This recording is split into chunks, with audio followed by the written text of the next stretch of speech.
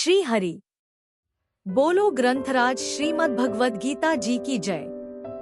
जय श्री कृष्ण। स्वागत है आपका गीता सार में, जहां हम हर दिन श्रीमद् भगवद गीता के एक श्लोक पर चर्चा करते हैं। आज का श्लोक है चैप्टर 6 श्लोक 47, जिसमें भगवान श्री कृष्ण अर्जुन को ध्यान और ईश्वर के प्रति समर्पण का महत्व बता रहे हैं। आइए इस श्लोक को समझते हैं। पिछले वीडियो में हमने चैप्टर 6 श्लोक 46 में ज्ञान और ध्यान की शक्ति के बारे में चर्चा की। हमने यह समझा कि ध्यान करने वाला व्यक्ति कैसे सभी कर्मों से ऊपर होता है। आज का श्लोक चैप्टर 6 श्लोक 47 यह बताता है कि ईश्वर में आस्था और समर्पण रखने वाला व्यक्ति सबसे श्रेष्ठ होता है। भगवान कृष्ण अर्जुन को यह बता रहे हैं कि ध्यान की शक्ति से आत्मा और परमात्मा का मिलन संभव है। आइए इस श्लोक को विस्तार से समझते हैं। श्री परमात्मने नमः। गीता सुगीता कर्तव्या किमन्यः शास्त्र विस्तरया या स्वयं पद्म नाभस्य मुख पद्माद्विनीय श्रिता। अथ ध्यानम शांताकारं भुजग शयनम पद्मनाभं सुरेशं विश्व आधारं गगन सदृशं मेघवर्णं शुभांगम। लक्ष्मी कांत कमल नयन योगिभिः ध्यान गम्यम वंदे विष्णु भव भयहरम सर्व लोकैकनाथम। यं ब्रह्मा वरुणेन्द्र रुद्रमृतः स्तुन्वन्ति दिव्यैः स्तवैर्वेदैः सांग पद क्रमोपनिषदे गायन्ति यं सामगाः। ध्यान अवस्थित तद्गतेन मनसा पश्यन्ति यं योगिनो यस्यान्तं न विदुः सुर असुरगणा देवाय तस्मै नमः। वसुदेव सुतं देव कंस चाणूर मर्दनम देवकी परमानंदम कृष्ण वंदे जगद्गुरुम। भगवत गीता अध्याय 6 श्लोक 47। सब योगियों में से अनन्य प्रेम से श्रद्धा पूर्वक भगवान का भजन करने वाले योगी की प्रशंसा। श्लोक 47। योगिनांपि सर्वेषां मद्गतेनान्तरात्मना श्रद्धावान भजते यो मासमे युक्ततमो मतः। उच्चारण की विधि योगिनाम अपि सर्वेषां मद्गतेन अंतरात्मना श्रद्धावान भजते यह माम सह में युक्ततमः मतः। 47। शब्दार्थ सर्वेषां अर्थात संपूर्ण, योगिनाम अर्थात योगियों में, अपि अर्थात भी, यह अर्थात जो, श्रद्धावान अर्थात श्रद्धावान योगी, मद्गतेन अर्थात मुझ में लगे हुए, अंतरात्मना अर्थात अंतरात्मा से, माम अर्थात मुझको, निरंतर, भजते अर्थात भजता है, सह अर्थात वह योगी, में अर्थात मुझे, युक्ततम अर्थात परम श्रेष्ठ, मतः अर्थात मान्य है। अर्थ संपूर्ण योगियों में भी जो श्रद्धावान योगी मुझ में लगे हुए अंतरात्मा से मुझको निरंतर भजता है, वह योगी मुझे परम श्रेष्ठ मान्य है। 47। व्याख्या योगिनांपि सर्वेषां, जिनमें जड़ता से संबंध विच्छेद करने की मुख्यता है, जो कर्मयोग, सांख्य योग, हठ योग, मंत्र योग, लय योग आदि साधनों के द्वारा अपने स्वरूप की प्राप्ति अनुभव में ही लगे हुए हैं, वे योगी सकाम तपस्वियों, ज्ञानियों और कर्मियों से श्रेष्ठ हैं। परंतु उन संपूर्ण योगियों में भी केवल मेरे साथ संबंध जोड़ने वाला भक्ति योगी सर्वश्रेष्ठ है। यह श्रद्धावान जो मेरे पर श्रद्धा और विश्वास करता है, अर्थात जिसके भीतर मेरी ही सत्ता और महत्ता है, ऐसा वह श्रद्धावान भक्त मेरे में लगे हुए मन से मेरा भजन करता है। मद्गतेनान्तरात्मना मां भजते, मैं भगवान का हूँ और भगवान मेरे हैं। इस प्रकार जब स्वयं का भगवान में अपनापन हो जाता है, तब मन स्वतः ही भगवान में लग जाता है, तल्लीन हो जाता है। जैसे विवाह होने पर लड़की का मन स्वाभाविक ही ससुराल में लग जाता है, ऐसे ही भगवान में अपनापन होने पर भक्त का मन स्वाभाविक ही भगवान में लग जाता है, मन को लगाना नहीं पड़ता। फिर खाते पीते, उठते बैठते, चलते फिरते, सोते जागते आदि सभी क्रियाओं में मन भगवान का ही चिंतन करता है, भगवान में ही लगा रहता है। जो केवल भगवान का ही हो जाता है, जिसका अपना व्यक्तिगत कुछ नहीं रहता, उसकी साधन भजन, जप कीर्तन, श्रवण मनन आदि सभी पारमार्थिक क्रियाएं, खाना पीना, चलना फिरना, सोना जागना आदि सभी शारीरिक क्रियाएं और खेती, व्यापार, नौकरी आदि जीविका संबंधी क्रियाएं भजन हो जाती हैं। अनन्य भक्त के भजन का स्वरूप भगवान ने 11वें अध्याय के 55वें श्लोक में बताया है कि वह भक्त मेरी प्रसन्नता के लिए ही सभी कर्म करता है, सदा मेरे ही परायण रहता है, केवल मेरा ही भक्त है, संसार का भक्त नहीं है, संसार की आसक्ति को सर्वथा छोड़ देता है और संपूर्ण प्राणियों में वैर भाव से रहित हो जाता है। समय युक्तत्मो मतः संसार से विमुख होकर अपना उद्धार करने में लगने वाले जितने योगी साधक हो सकते हैं वे सभी युक्त हैं। जो सगुण निराकार की अर्थात व्यापक रूप से सब में परिपूर्ण परमात्मा की शरण लेते हैं वे सभी युक्ततर हैं। परंतु जो केवल मुझ सगुण भगवान के ही शरण होते हैं वे मेरी मान्यता में युक्ततम हैं। वह भक्त युक्ततम तभी होगा जब कर्मयोग, ज्ञान योग, भक्ति योग आदि सभी योग उसमें आ जाएंगे। श्रद्धा विश्वासपूर्वक भगवान में तल्लीन हुए मन से भजन करने पर उसमें सभी योग आ जाते हैं। कारण कि भगवान महायोगेश्वर हैं, संपूर्ण योगों के महान ईश्वर हैं, तो महायोगेश्वर के शरण होने पर शरणागत का कौन सा योग बाकी रहेगा? वह तो संपूर्ण योगों से युक्त हो जाता है। इसलिए भगवान उसको युक्ततम कहते हैं। युक्ततम भक्त कभी योग भ्रष्ट हो ही नहीं सकता। कारण कि उसका मन भगवान को नहीं छोड़ता तो भगवान भी उसको नहीं छोड़ सकते।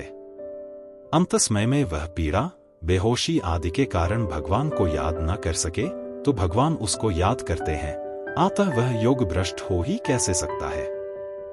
भगवान कहते हैं, ततस्तम प्रियमाणं तु काष्ठ पाषाण सन्निभम अह स्मरामि मद्भक्तं नयामि परमागतिम। काष्ठ और पाषाण के सदृश म्रियमाण उस भक्त का मैं स्वयं स्मरण करता हूँ और उसको परमति प्रदान करता हूँ। कफवातादि दोषेण मद्भक्तो न चमा स्मरेत तस्य स्मराम्यहे नो चेत कृतघ्नो नास्ति मत्परः। कफवातादि दोषों के कारण मेरा भक्त यदि मृत्यु के समय मेरा स्मरण नहीं कर पाता तो मैं स्वयं उसका स्मरण करता हूँ। यदि मैं ऐसा न करूं तो मेरे से बढ़कर कृतघ्न कोई नहीं हो सकता। तात्पर्य है कि जो संसार से सर्वथा विमुख होकर भगवान के ही परायण हो गया है, जिसको अपने बल का, उद्योग का, साधन का सहारा, विश्वास और अभिमान नहीं है, ऐसे भक्त को भगवान योग भ्रष्ट नहीं होने देते, क्योंकि वह भगवान पर ही निर्भर होता है। जिसके अंतःकरण में संसार का महत्व है तथा जिसको अपने पुरुषार्थ का सहारा, विश्वास और अभिमान है, उसी के योग भ्रष्ट होने की संभावना रहती है। कारण कि अंतःकरण में भोगों का महत्व होने पर परमात्मा का ध्यान करते हुए भी मन संसार में चला जाता है। इस प्रकार अगर प्राण छूटते समय मन संसार में चला जाए तो वह योग भ्रष्ट हो जाता है। अगर अपने बल का सहारा, विश्वास और अभिमान न हो तो मन संसार में जाने पर भी वह योग भ्रष्ट नहीं होता। कारण कि ऐसी अवस्था आने पर, मन संसार में जाने पर वह भगवान को पुकारता है। अतः ऐसे भगवान पर निर्भर भक्त का चिंतन भगवान स्वयं करते हैं, जिससे वह योग भ्रष्ट नहीं होता, प्रत्युत भगवान को प्राप्त हो जाता है। यहाँ भक्तियोगी को सर्वश्रेष्ठ बताने से यह सिद्ध होता है कि दूसरे जितने योगी हैं, उनकी पूर्णता में कुछ न कुछ कमी रहती होगी। संसार का संबंध विच्छेद होने से सभी योगी बंधन से सर्वथा मुक्त हो जाते हैं, निर्विकार हो जाते हैं और परम सुख, परम शांति, परम आनंद का अनुभव करते हैं। इस दृष्टि से तो किसी की भी पूर्णता में कोई कमी नहीं रहती। परंतु जो अंतरात्मा से भगवान में लग जाता है, भगवान के साथ ही अपनापन कर लेता है, उसमें भगवत प्रेम प्रकट हो जाता है। वह प्रेम प्रतिक्षण वर्धमान है तथा सापेक्ष वृद्धि, क्षति और पूर्ति से रहित है। ऐसा प्रेम प्रकट होने से ही भगवान ने उसको सर्वश्रेष्ठ माना है। 5वें अध्याय के आरंभ में अर्जुन ने पूछा कि सांख्य योग और योग इन दोनों में श्रेष्ठ कौन सा है? तो भगवान ने अर्जुन के प्रश्न के अनुसार वहां पर कर्मयोग को श्रेष्ठ बताया। परंतु अर्जुन के लिए कौन सा योग श्रेष्ठ है, यह बात नहीं बताई। उसके बाद सांख्य योग और कर्मयोग की साधना कैसी चलती है, इसका विवेचन करके 6ठे अध्याय के आरंभ में कर्मयोग की विशेष महिमा कही। जो तत्व समता कर्मयोग से प्राप्त होता है, वही तत्व ध्यान योग से भी प्राप्त होता है। इस बात को लेकर ध्यान योग का वर्णन किया। ध्यान योग में मन की चंचलता बाधक होती है, इस बात को लेकर अर्जुन ने मन के विषय में प्रश्न किया। इसका उत्तर भगवान ने संक्षेप से दे दिया। फिर अर्जुन ने पूछा कि योग का साधन करने वाला अगर अंतस्मय में योग से विचलित न हो जाए तो उसकी क्या दशा होती है। इसके उत्तर में भगवान ने योग भ्रष्ट की गति का वर्णन किया और 46वें श्लोक में योगी की विशेष महिमा कहकर अर्जुन को योगी बनने के लिए स्पष्ट रूप से आज्ञा दी। परंतु मेरी मान्यता में कौन सा योग श्रेष्ठ है, यह बात भगवान ने यहां तक स्पष्ट रूप से नहीं कही। अब यहां अंतिम श्लोक में भगवान अपनी मान्यता की बात अपनी ही तरफ से अर्जुन के पूछे बिना ही कहते हैं कि मैं तो भक्ति योगी को श्रेष्ठ मानता हूं, समय युक्तत्मो मतः। परंतु ऐसा स्पष्ट रूप से कहने पर भी अर्जुन भगवान की बात को पकड़ नहीं पाए। इसलिए अर्जुन आगे 12वें अध्याय के आरंभ में पुनः प्रश्न करेंगे कि आपकी भक्ति करने वाले और अविनाशी निराकार की उपासना करने वालों में श्रेष्ठ कौन सा है।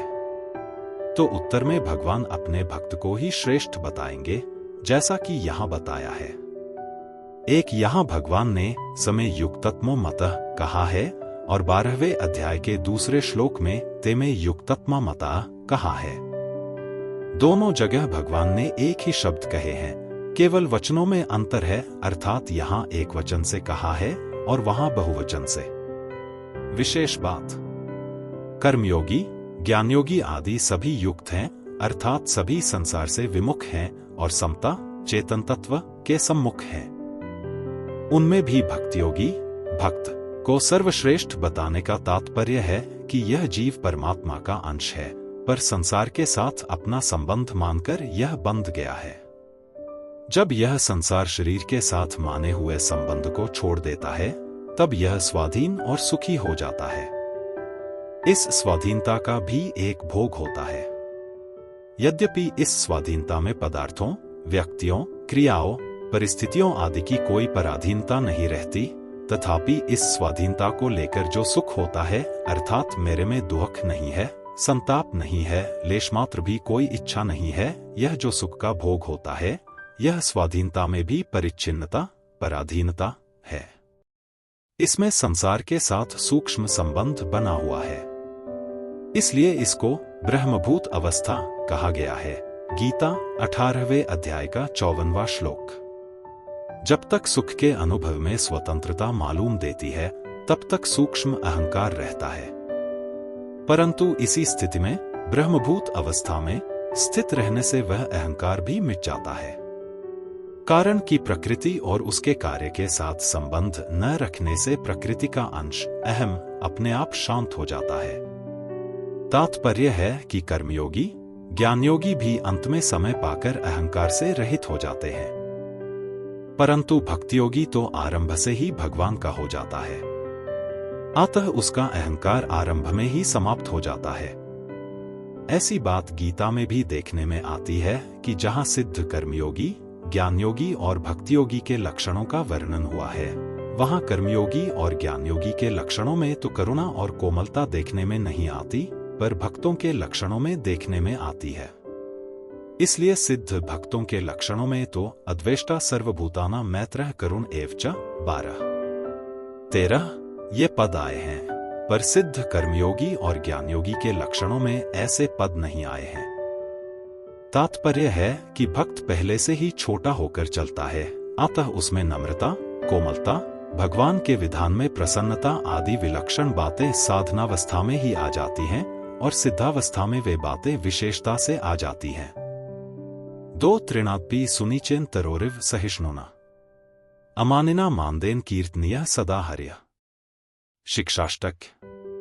अपने को तृण से भी नीचा समझकर, वृक्ष से भी सहनशील बनकर, दूसरों का मान करते हुए और स्वयं मान रहित होकर सदा हरि का नाम संकीर्तन करे। इसलिए भक्त में सूक्ष्म अहंकार भी नहीं रहता। इन्हीं कारणों से भगवान ने भक्त को सर्वश्रेष्ठ कहा है। शांति, स्वाधीनता आदि का रस चिन्मय होते हुए भी अखंड है, परंतु भक्तिरस चिन्मय होते हुए भी प्रतिक्षण वर्तमान है, अर्थात वह नित्य नवीन रूप से बढ़ता ही रहता है, कभी घटता नहीं, मिटता नहीं और पूरा होता नहीं। ऐसे रस की, प्रेमानंद की भूख भगवान को भी है।